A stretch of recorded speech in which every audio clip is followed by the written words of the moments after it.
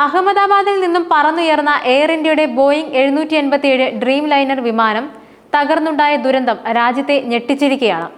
വിമാനത്തിലുണ്ടായിരുന്ന യാത്രക്കാരും ജീവനക്കാരും ഉൾപ്പെടെ 241 പേരും സമീപവാസികളായ 24 പേരും ഉൾപ്പെടെ ഇതുവരെ 265 മൃതദേഹങ്ങൾ ആശുപത്രിയിൽ എത്തിച്ചതായി അധികൃതർ അറിയിച്ചു.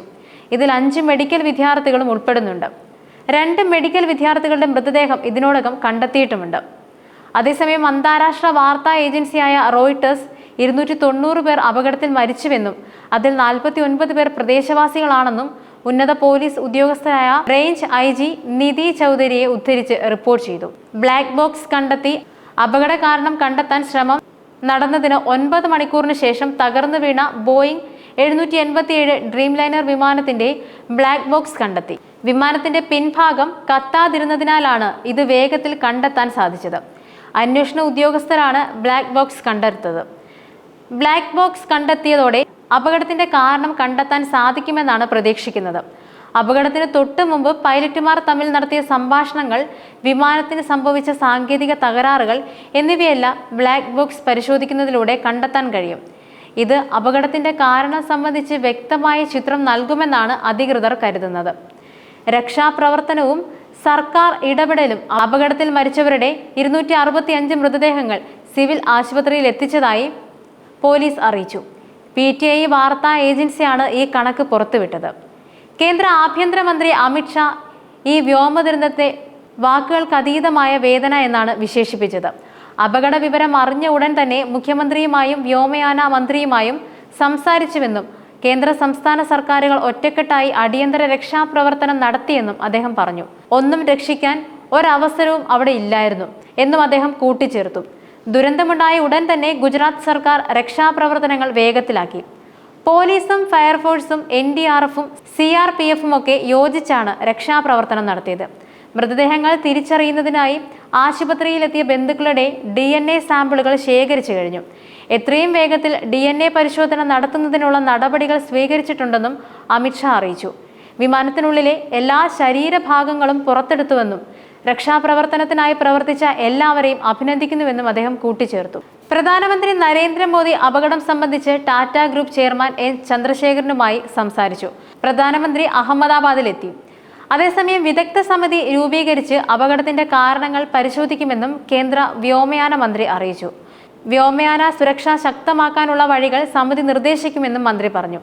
സാങ്കേതിക തകരാറിന്റെ സൂചന അഹമ്മദാബാദ് വിമാനത്താവളത്തിൽ നിന്നും പറന്നുയർന്ന എയർ ഇന്ത്യ വിമാനത്തിൽ നിന്നും ടേക്ക് ഓഫിന് തൊട്ട് പിന്നാലെ എയർ ട്രാഫിക് കൺട്രോളിലേക്ക് മേഡേ സന്ദേശം എത്തിയിരുന്നുവെന്നും റിപ്പോർട്ടുണ്ട്.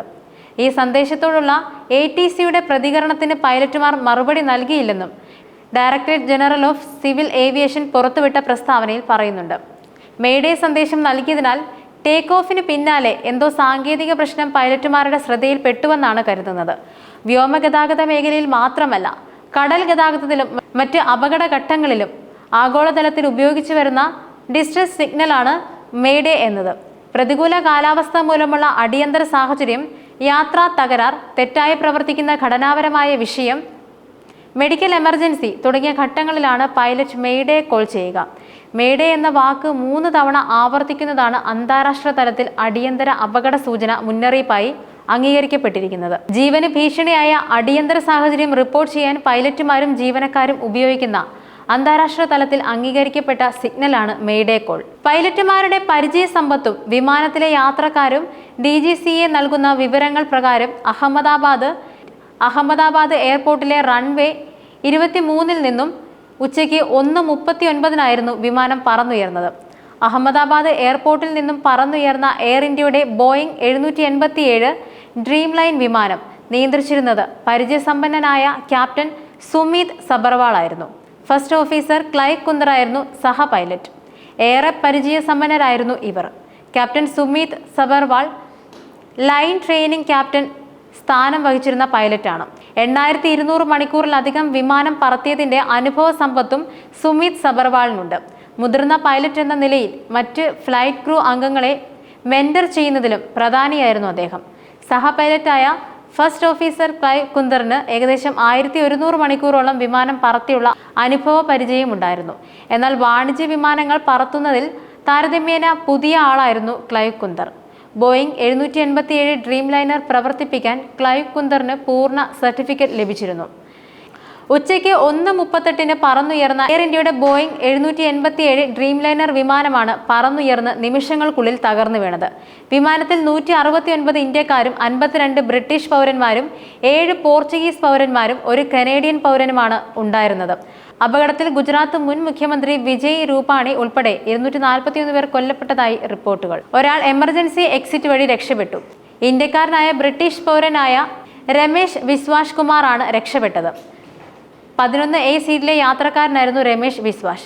ഈ ദുരന്തം രാജ്യത്തിന് വലിയ നഷ്ടമാണ് വരുത്തിവെച്ചത്.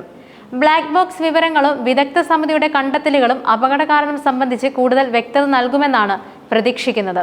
സുരക്ഷാ നടപടികൾ ശക്തമാക്കുന്നതിലൂടെ ഇത്തരം ദുരന്തങ്ങൾ ഭാവിയിൽ ഒഴിവാക്കാനാവുമെന്നും പ്രതീക്ഷിക്കാം.